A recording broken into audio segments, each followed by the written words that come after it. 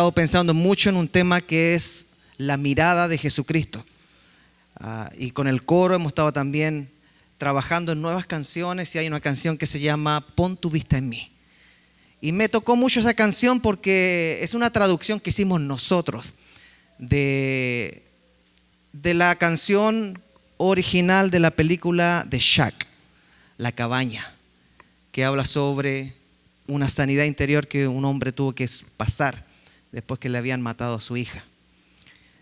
Y he estado meditando mucho en qué significa mirar al Señor, porque muchas veces decimos, mira a Cristo, sigue a Cristo, decía el himno, mira a Cristo, Él es tu amigo más fiel. Pero ¿qué realmente significa mirar a Cristo? Si a mí me dicen, mira a tu esposa, yo sé, tengo que clavar mi vista en ella. Y lo hago siempre. Si usted me dice, mire la carne asada que le coloqué al frente, la clavo ahí. Ayer mismo, con el hermano Néstor, clavamos la mirada en un asado de Bahamas. Pero cuando nos dicen, pon la mirada en Cristo, ¿qué realmente significa eso? ¿Cómo lo interpretamos en la vida cotidiana de nosotros? Pon la mirada en Cristo. Hay un dicho popular que dice, si las miradas mataran, muchos estarían muertos. Y la verdad es que no creo que sea tan extremo el asunto de matar con una mirada. Pero sí recuerdo las miradas que me daba mi mamá. Yo no sé si hay mamás que tienen miradas que no matan, pero casi.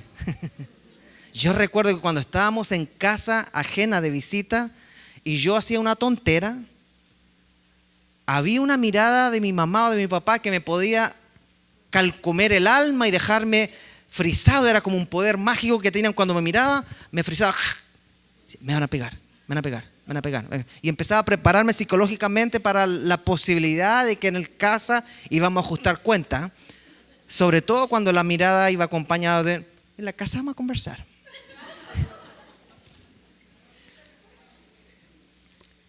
Pero no era necesario que dijera nada a mi mamá y mi papá, solamente que me clavaran la mirada haciéndome saber de que yo había fallado. Y quisiera que fuéramos a Mateo 14, 22, 33, que narra un incidente en el cual Pedro se suponía que tenía que mantenerse mirando a Cristo y falló. Mateo 14, 22, 33 dice, enseguida Jesús hizo que sus discípulos entraran en la barca y que se adelantaran a la otra orilla. Mientras él despedía a la multitud, luego de despedir a la gente, subió al monte a orar aparte. Cuando llegó la noche, Jesús estaba allí solo. La barca ya estaba a la mitad del lago, azotada por las olas, porque tenían el viento en contra. Pero ya cerca del amanecer, Jesús fue hacia ellos caminando sobre las aguas. Cuando los discípulos lo vieron caminar sobre las aguas, se asustaron y llenos de miedo gritaron, ¡un fantasma! Pero enseguida Jesús les dijo, ánimo, soy yo, no tengan miedo. Pedro le dijo, Señor, si eres tú, manda que yo vaya hacia ti sobre las aguas.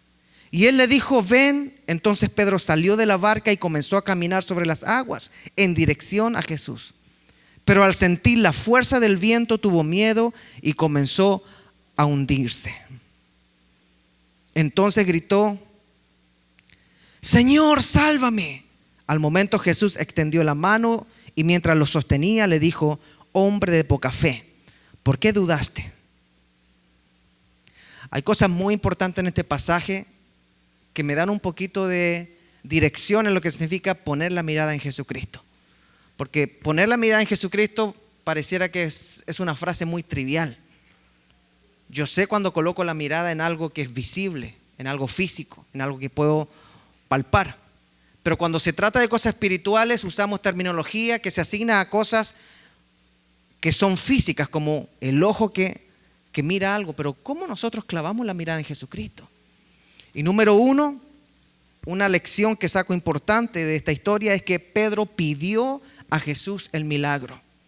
Lo primero que podemos ver es que Pedro no dudaba que Jesús podía hacer algo sobrenatural. Aparentemente Pedro ya había aceptado que Jesús tenía toda la autoridad para pedirle, Señor, si tú me dices que yo camine sobre el agua, yo lo voy a hacer porque tú lo dices. Quizás él se acordó de la ocasión en que el centurión fue a pedirle a Jesús que sanara a su criado, a su siervo. Y en esa ocasión quizás Pedro estaba poniendo atención sobre la autoridad, la clase de autoridad, la lección de autoridad que se mostró ese día cuando le respondió el centurión a Jesús. Dice: yo no soy digno de que entres bajo mi techo. O sea que ni siquiera era necesario que fuera Jesús a su casa, por lo que ni aún me tuve por digno de venir a ti, pero di la palabra y mi siervo será sano, porque también yo soy hombre puesto bajo autoridad y tengo soldado bajo mis órdenes, y digo ve y va, y al otro ven y viene, y a mi siervo haz esto y lo hace. O sea, el centurión le dijo: ni siquiera vayas a la casa a sanar a mis criados, solamente habla, di la palabra. Y quizás Pedro, cuando estaba en la barca, se acordó de que cuando Dios dice algo, cuando Jesucristo dice algo, no es necesario ni siquiera que esté en el lugar, sino que es una orden, que el viento obedece, que la tempestad obedece, que los demonios obedecían, que las enfermedades obedecían. Pero ¿de dónde sacó esa creencia Pedro?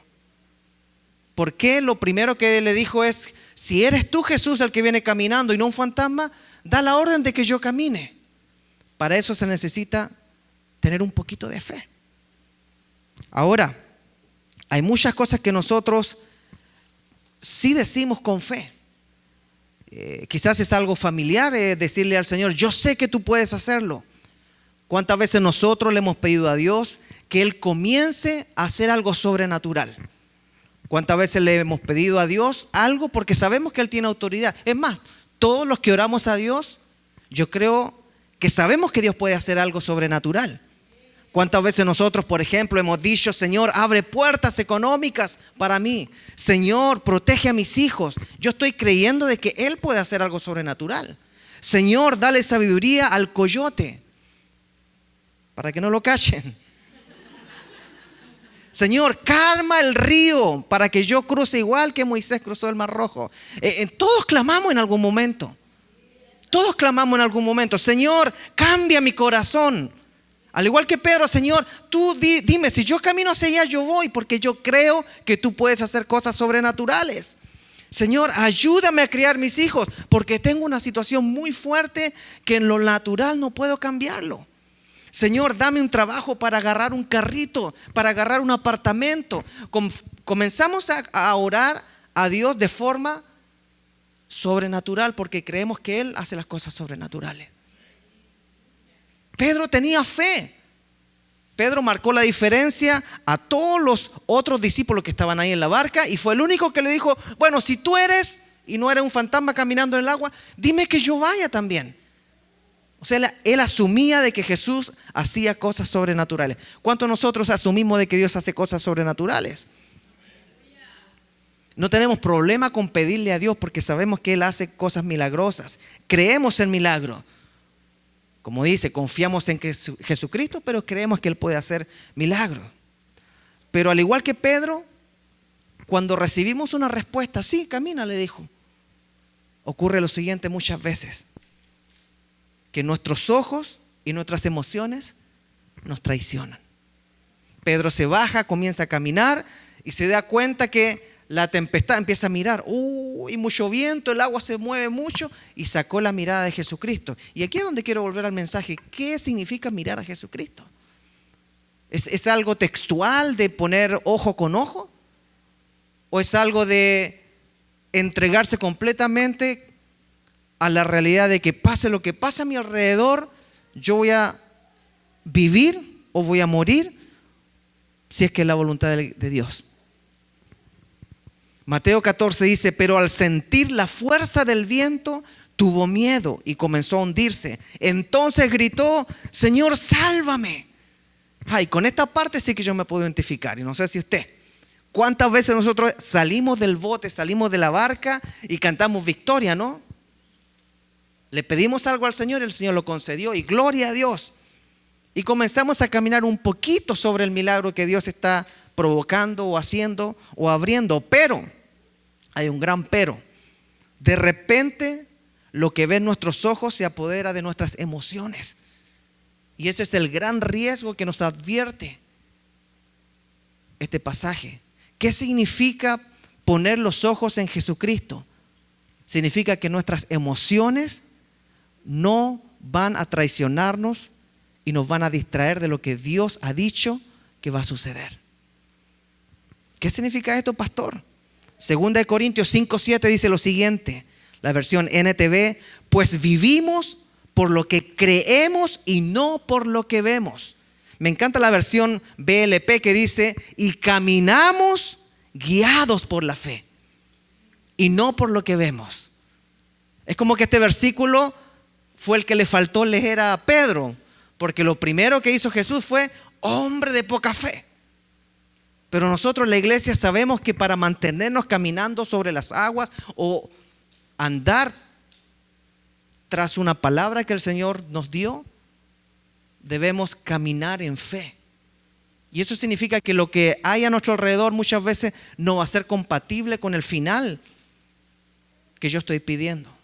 Eso significa que las circunstancias a mi alrededor muchas veces van a estar diciendo: está todo mal si que piensas que vas a llegar al punto B. Job, el hombre justo que Dios permitió que Satanás le quitara todo y le metiera una sarna, una lepra maligna, y quedara rascándose con ladrillos, dice. Perdió su riqueza, sus hijos, sus hijas. Y la esposa, cuando lo veía rascándose, venía a decirle: maldice a tu Dios y muérete. Porque la esposa miraba lo que había alrededor. Hombres, cuidado con elegir una mujer que mire lo que hay alrededor. Que mire solamente la cuenta del banco. Que mire solamente lo que ella necesita y no lo que usted necesita. Mi hermana, cuidado con elegir una persona que solamente mira lo que hay alrededor. Y que algún día puede decirle: maldice a tu Dios y muérete. ¿Por qué? Porque nosotros no caminamos por lo que vemos físicamente, sino por nuestras convicciones. Y si el momento de la prueba llega y lo perdiere todo, pensar como Job: bueno, desnudo salí del vientre de mi madre y desnudo volveré a él. Jehová dio, Jehová quitó. Sea el nombre de Jehová bendito. ¿O acaso pensaban de que yo solamente iba a dar gracias a Dios cuando me llegara? Cuando se quita también uno da gracias a Dios. A veces lo que se quita en nuestras vidas es el favor más grande que Dios permite que suceda para vivir en paz. Usar nuestros ojos para guiarnos y tomar decisiones en la vida es lo más humano que podemos hacer. Pero usar nuestra fe para guiarnos y tomar decisiones en nuestra vida, esos son otros 20, como decían los puertorriqueños, ¿no? Tomar decisiones por fe, no por vista. Tomar decisiones por convicciones. Tomar decisiones o mantenerse en algo, aunque yo vea que todo me está diciendo: te estás hundiendo, flaco. O alguno: te estás hundiendo, gordo. O otro le puede decir: indio, te estás hundiendo. Y alguno se cree ya gringo: no, gringo, te estás hundiendo. Como sea, si todos te están diciendo te estás hundiendo, quizás hay una palabra que está diciendo: no te vas a hundir. Si es que mantienes tus ojos en Cristo y tus emociones alejadas de tus decisiones. No, es que me acabo de divorciar. Todo se vino abajo. ¿Really? Cuando Dios te está diciendo: mírame, sígueme. ¿Vas a tomar decisiones por emociones temporales? ¿O vas a creerle a Dios cuando dice que yo tengo planes de bien para ti, de bienestar y de paz? Y Dios nunca rechaza al corazón que le sigue en obediencia. Porque Él, más que sacrificio, busca obediencia. Cuando tu hijo está enfermo, cuando los doctores te dicen: lo peor viene por delante, quizás va a ser una etapa difícil, pero el Señor va a transformar esa etapa en una etapa de crecimiento. Y sane o no sane el hijo, quizás es la etapa en que tú vas a ser transformado. Porque no vamos a caminar por las emociones en las tormentas, sino que vamos a seguir confiando en que Dios tiene el control. Cuando llegue el problema económico, Vamos allá a tirar la toalla y me voy y me vuelvo a mi país. Nada tiene sentido. O vamos a seguir confiando de que la economía es un asunto de confianza en el Señor, porque somos mayordomos de lo que Dios nos da. Generalmente los cristianos se desilusionan de Dios porque ellos no saben administrar lo que les dan, porque no ponen atención a los principios cristianos. Y todos les dicen, no, está súper mal tu economía, vas a quedar en la calle. Y el Señor siempre está diciendo, confíen en mí, pero ordenen su vida de acuerdo a mis principios. Justo, joven fui y he envejecido y no he visto un justo desamparado ni su descendencia que mendigue pan. ¿A quién le va a creer usted? ¿A quién prefiere creerle usted cuando él le dice, es que no tienes un título universitario? Es que tú no la vas a hacer porque tú aquí, allá y allá. Esa es la misma voz de la tempestad, del viento que le decía a Pedro, tú no vas a poder seguir caminando. Pero si ya estaba caminando, lo más difícil ya estaba sucediendo, que era algo sobrenatural. ¿Por qué dejamos de creer? ¿Por qué de repente tiramos todo por la borda? ¿Por qué los celos de repente a nosotros nos hacen alejarnos de creer y confiar? ¿Por qué el enemigo a nosotros nos convence de que es mejor tirar la toalla y ya ni siquiera asistir a la iglesia porque, como está esta frasecita, yo puedo ser cristiano en mi casa? Cuando la palabra dice, mirar cuán bueno y delicioso es habitar, reunirse los hermanos juntos en armonía, porque allí el Señor se manifiesta, allí envía bendición y vida eterna, porque allí comienza a prepararse el propósito de la gran comisión, que es alcanzar a más personas, bautizar a más personas, como dice la palabra. Hay un propósito. Pero ¿qué nos mueve a nosotros a votar lo que Dios está haciendo? Por los sentimientos y emociones que nos dicen una mentira temporal. Muchos no se comprometen ni sirven al Señor por miedo a perder su ambiente de amigos, por el que dirán. El domingo como que salen medios convencidos de que parece que el pastor habló algo interesante, tocó en mi corazón, pero cuando llega la hora de cambiar la forma de vivir, la tempestad y la ola le dicen, don't do it. Tú eres lo que eres. Como dice la canción, ¿no? Siempre me acuerdo de esa canción. ¿Se acuerdan de la canción que yo cantaba siempre, no? Soy así, así nací, así me moriré con todos. ¿Qué está haciendo pastor cantando? No, es que nosotros a veces le cantamos al Señor esa canción. El domingo simpatizamos con el mensaje, pero el lunes, martes, miércoles, cuando llega la verdad, no, yo soy como soy y punto. Y el Señor dice, yo te voy a cambiar el corazón. Yo vine a cambiar corazones de piedra a corazones de carne. Pero escuchamos el viento y la tempestad y empezamos a caernos ahí igual que Pedro. Muchos no se pueden comprometer ni a bautizarse porque les da miedo a ellos mismos. Le he contado siempre los casos de más de una persona que sí es cristiano, sí, vamos a tener bautizo. ¿Usted es bautizado? No. ¿Se quiere bautizar? No, es que yo todavía no estoy aquí. Y dale con el aquí, ¿no? ¿A dónde está? Aquí. ¿Y qué es eso? No, es que a mí me enseñaron que para bautizarse hay que estar aquí. Yo sacaba el metro para medir aquí. ¿Será la altura? No sé. ¿Qué significa aquí, hermano? No, es que todavía no estoy preparado. Ah, sí. ¿Quién le enseñó eso? Bueno, allá en la iglesia en mi país.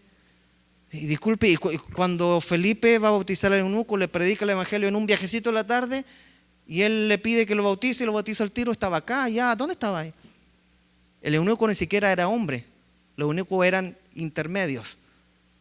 Les cortaban sus razones de existir como hombre para que sirvieran a un rey, a una reina. Y ni siquiera le preguntó más, lo bautizó. Cuando Pablo tuvo la oportunidad de escapar de la cárcel y el guardia romano pensó que se habían escapado y le dice, no te hagas daño, después del temblor todos estamos acá, bien chévere. Le predica el evangelio y esa misma noche dice que toda su familia decidió bautizarse. Entonces yo trato de entender qué hay en la mente de una persona que piensa que no está aquí, todavía no está aquí. Ah, es que ha escuchado el agua rugir, ha escuchado el viento. Y comienza a salirse del canal donde Dios quiere que esté, el canal de obediencia, de sumisión. Jesús le dice, camina. Pedro lo único que tenía que hacer es creer lo que estaba diciendo Jesucristo. Y muchas veces nosotros tratamos de adornar el asunto.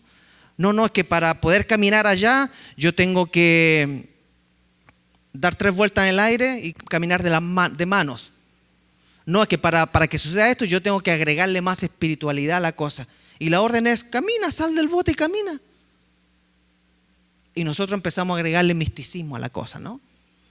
Misticismo, no, es que tiene que acá, ya. Y la orden es simple, sal de tu bote y camina.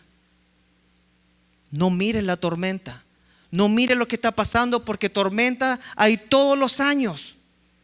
Así como hay sol, así como hay florecimiento de las rosas. Las 4 estaciones van a seguir estando y eso no tiene que ver como yo te amo a ti, como yo te voy a mantener. Tú eres eterno. Las circunstancias no son eternas. Su palabra dice, con amor eterno te he amado. Las tormentas son circunstanciales. Como me dijeron algún día, tu problema, Claudio, es un incidente que va a pasar. Pero si yo me dejo guiar por las emociones y miro el agua que se está moviendo demasiado, el viento, la tormenta, entonces la orden simple que me dieron, ya no le coloco toda la mente y el corazón para cumplirla. La orden era, camina Pedro, ven hacia mí. No la voy a hacer. ¿Cuántos hispanos piensan que no la van a hacer? A los jóvenes, digo, ustedes van a llegar a ser los próximos magistrados, los próximos jueces de acá, los próximos policías, sargentos, tenientes. Ustedes me van a perdonar los tickets a mí algún día. Ustedes le van a dar trabajo a los hermanos que vienen en el futuro entrando a Estados Unidos. No puedo, no, que mi mamá, mi papá, y acá y empiezan. Y el Señor le está diciendo algo, camina. No fijes tus ojos en la tormenta, tú camina, que yo me encargo de lo sobrenatural, porque cuando Él habla algo, es la misma voz que le dijo al universo, expándete, ordénate y sepárate. Es el mismo que probablemente creó el Big Bang, sea como sea, Él da la orden. Génesis dice que Él separó las tinieblas de la luz, dio una orden donde las lumbreras de los cielos comenzaron a obedecer. Son órdenes que da Dios. Siguió diciendo, sepárense las aguas de la tierra, y comenzaron a acomodarse los continentes en el planeta Tierra.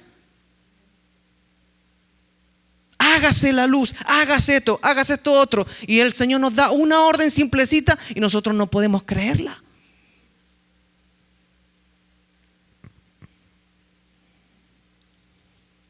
¿Cuántas veces después del mensaje del domingo, Jesús ya ha comenzado a decirte en tu corazón, soy yo el que te está hablando, amada hija, amado hijo, soy yo el que te estoy llamando a través de este mensaje?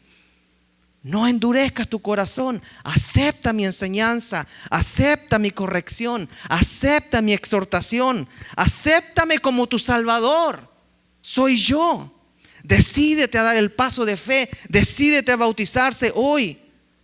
Demuéstrame que tú estás escuchando. Sal del bote y comienza a dar pasitos, confiando en lo que yo te estoy diciendo. Pero ¿qué pasa? Nosotros nos convencimos de que el sentimiento de vergüenza, de miedo, vale más que la voz de Dios. Me preguntaba a alguien, pastor, ¿por qué no se hacen llamados al altar acá? Y yo le conversaba, mire, el llamado al altar, en primer lugar, es algo nuevo. Comenzó con la llegada del pentecostalismo a finales del siglo XIX, a finales de 1800 y tanto. Ahí comenzó esta idea de levanten la mano, pasen al frente.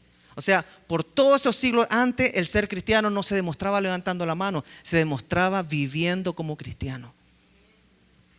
Ahora, ¿por qué nació esto de levantar la mano y pasar al frente? Porque eran campañas y cruzadas que se hacían en diferentes ciudades de diferentes países. Era el momento del evangelismo. Entonces tenían una noche para finiquitar el trato, como decían, ¿no? Y asegurarse que esa persona se fuera a una iglesia local. Y de ahí se iban ellos. Yo no me voy. Los hermanos del coro no se van. ¿Cierto que no se van? Ninguna universidad fuera acá, ¿no? Hasta dice que va a estudiar en una universidad de acá, no se va. Entonces, ¿cuál es mi posición? Gloria a Dios si quiere levantar la mano y pasar al frente. Mi posición es esta: cuando una persona vuelve a la iglesia, no es porque la están forzando, es porque está escuchando algo que le está llegando al alma. Y cada vez que un cristiano vuelve un día domingo, yo asumo que Dios le está hablando y está transformando su vida. Yo asumo de que cuando se está impartiendo la palabra, quizás nadie lo está viendo, pero él o ella está tomando una decisión interior de cambiar. Yo asumo de que cuando se entrega el mensaje no es necesario que yo agregue nada, porque a lo mejor el Espíritu Santo ya está confrontándola o confrontándolo con la realidad, y esa persona quiere y desea seguir a Cristo, y eso es lo que Dios quiere, que nosotros decidamos seguir a Cristo. Si usted quiere pasar al frente, diga: pastor, yo quiero pasar al frente, y yo lo hago pasar al frente y lo bautizo al tiro. Pero no hay necesidad de mostrarnos. La necesidad más grande es de creerle a Jesús cuando nos dice: sal de la barca. En esta mañana el Señor nos está diciendo una vez más: sal de la barca y comienza a caminar en el agua. Y no significa necesariamente que vas a pasar, vamos a aplaudir el show, voy a orar, te vas a caer, te vas a parar. No, ordena tu vida. Pídele al Señor que ordene tus pensamientos. Pídele al Señor que ya no camines más por emociones, porque su palabra dice que el corazón es engañoso. Yo siempre he dicho, yo no recuerdo cuántas veces le dije a una mujer: te amo. Y después de casarme, ahora después de que mi esposa está más de 12 años conmigo, comienzo a sospechar de que ella me ama. Porque el amor no abandona. Mi hermano, las emociones nos van a hundir. Las emociones de miedo, quizás de un cariño, de enamorarse de alguien que no sea cristiano y estar en yugo desigual, te van a hundir. Las emociones de tomar un trabajo que te aleje del Señor, que te aleje de la iglesia, que te aleje de la relación con Dios, te va a hundir también. Las decisiones de no quitarte de un ambiente donde no se honra a Dios, te va a hundir. Esas son las decisiones basadas en tus emociones que te van a hundir. Pero si seguimos mirando a Jesucristo, aunque todo nos esté diciendo: te vas a quedar solo, vas a perder tus amigos, vas a perder el novio, vas a perder esto, vas a perder lo otro, con todo eso Cristo te recogerá siempre. Y te aseguro de que Él no deja hijos abandonados. ¿Cuántos dicen amén a eso? Y tercero, el amor siempre acompañado de la verdad. Dice su palabra que al ver que Jesús vio que Pedro se estaba hundiendo, le dijo algo bien interesante. Le dijo: te voy a ayudar, pero te voy a decir tu condición. Dice Mateo 14, 30, 31. Pero al sentir la fuerza del viento, Pedro tuvo miedo y comenzó a hundirse. Entonces gritó: Señor, sálvame. Y aquí viene lo interesante. Al momento Jesús extendió la mano. ¿Qué es lo que primero quiere hacer el Señor? Salvarnos.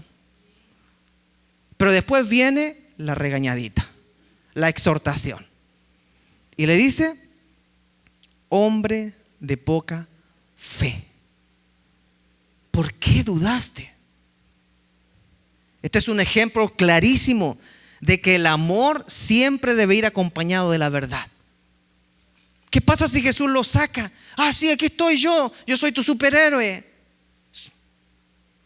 Y no le dice nada. ¿Va a madurar Pedro? ¿Va a entender la realidad? ¿Va a entender por qué él se está hundiendo?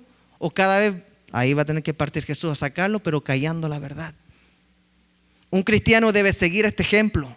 No podemos entregar amor sin verdad, así como no podemos entregar verdad sin amor.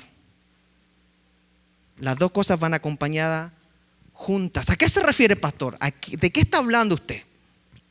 Pues no podemos decirle a un inconverso, Cristo te ama, sin decirle que debe arrepentirse y alejarse del pecado. No podemos decirle a una persona que asiste a la iglesia, ay, qué lindo que vino, ay, qué chévere que esté aquí. Sino decirle también, el verdadero creyente debe mostrar fruto de arrepentimiento. No podemos decir al coro, qué lindo cantan la hermanita, uy, qué lindo canta pastor, o yo, o usted, como me dijeron una vez, usted canta como un ángel. Y yo me sentí que en ese momento me apareció la aurora. Pero no tarda en venir un ministro y decirle, Claudio, recuerda que Dios va a hacer juicio contigo. ¡Uf! Santo. Y ahí volvemos a la realidad. Todos vamos a tener que compadecer frente al trono blanco. Algunos van a estar justificados, pero vamos a tener que compadecer. Cuidado cuando te estén apachando mucho y adornando mucho. Cuidado, ganso, que mañana te hornean, dicen, ¿no? Algo así. Cuidado. ¿Por qué? Porque el amor sin verdad es un amor engañoso. Te amo. I love you. Yo por ti hasta la China. Contigo pan y cebolla, decíamos en Chile. Eres mi vida. Yo nunca había sentido un amor como el que siento por ti. ¿Y cuál es la verdad? La verdad es que nunca se va a casar con ella. Nunca me voy a casar contigo, pero te amo. Le digo la parte amorosa, pero no la verdad. ¿Cuántos quieren que les digan solamente la parte amorosa, pero le oculten la verdad? ¿O preferimos hacer el ejemplo de Jesucristo? Te amo y te salvo, te rescato, pero te canto tu verdad. Eres un hombre de poca fe, ¿por qué dudas? Podemos felicitar a un recién convertido. Qué lindo que aceptó al Señor, qué lindo que está llegando a la iglesia, qué lindo que escucha la voz de la palabra. Pero debemos decirle que debe haber una conversión que se refleje en una nueva persona. No va a ser de la noche a la mañana ni de un mes a otro, pero van a haber evidencias de que había un Claudio antiguo y un Claudio nuevo. Porque la palabra dice que eso erais antes. Y da una lista de cosas que hacían los cochinos. Y Dios no tiene problema con lo que tú hayas hecho o lo que yo haya hecho. El problema que Dios tiene es con que no reciban la exhortación a acercarse más a Él y que coloquen su vista en Él.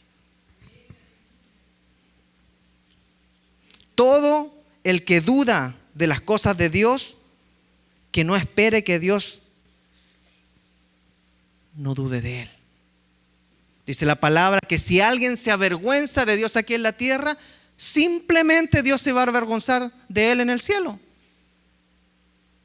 Si alguien se avergüenza de las palabras de Jesús aquí en la tierra, o sea, de lo que le dice la palabra, ni siquiera le gusta hablar de temas de eso porque le da vergüenza. Dice cualquiera que se avergüenza de mis palabras en la tierra, yo me avergonzaré delante de mi Padre. No vale la pena avergonzarse de Dios. Los musulmanes oran 5 veces al día, no les da vergüenza ni pena y se arrodillan allá. Los hindúes andan con sus puntitos por acá, no se avergüenzan de lo que creen, aunque tienen 3,000 dioses, y nosotros nos vamos avergonzando por el Creador que descendió a dar su vida y a resucitar por nosotros y a darnos un destino, y nos avergonzamos de eso. ¿Cuánto nos ha demostrado Jesús que es capaz de dar para que nosotros demos tan poco? Maestro, sálvame, grita Pedro. Y Jesús lo salva, pero le dice, usted me tiene que cambiar porque es un hombre de poca fe.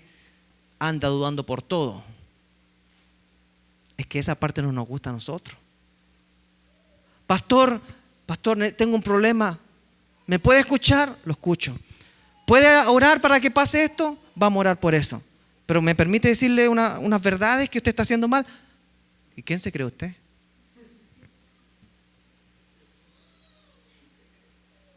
Pastor, no me alcanza el dinero para esto. Amén, vamos a pedirle al Señor que nos ayude a administrar lo que Él nos ha dado con sabiduría. ¿Cuánto gana usted? ¿Cómo está utilizando? Ahí no se meta. O sea, sí le puedo pedir a Dios por su finanza, Pero si hay algo malo y le puedo ayudar en algo, aconsejarlo, ahí no quiere que me meta. Yo le he contado todo lo que el Señor ha hecho en mi economía. De estar en bancarrota, ahora declararme en bancarrota, el Señor me rescató. Y por un pastor que me pagó todo. Yo estuve así de irme a una bancarrota, pero tuve que someterme a lo que Él me pidió. Que era alejarme de las tarjetas de crédito, reportarme con Él cada mes. Estamos dispuestos a recibir la ayuda, pero también el compromiso, la reprensión, la exhortación. ¿Hasta cuándo seguiremos viviendo este evangelio de caminar un poquito y caernos un resto? Volver a la barca, caminar un poquito y caernos el resto y volver a... ¿Por qué no mejor nos quedamos en la barca adorando al Señor? Si vamos a andar con este show de creer y no creer. Los otros discípulos que estuvieron en la barca no tenían medios puntos, no tenían menos puntos por no caminar, simplemente ellos estaban mirando. Todos fueron salvos, todos murieron como mártires, excepto Juan. ¿Para qué nos damos el trabajo de andar caminando y dudando, caminando y dudando? Yo creo que vale la pena clavar los ojos en Jesucristo de una vez por todas.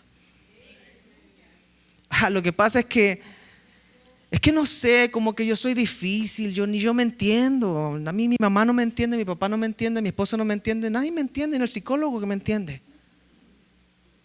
Y pretenden que el pastor lo entienda. ¿Por qué no hacemos los especiales?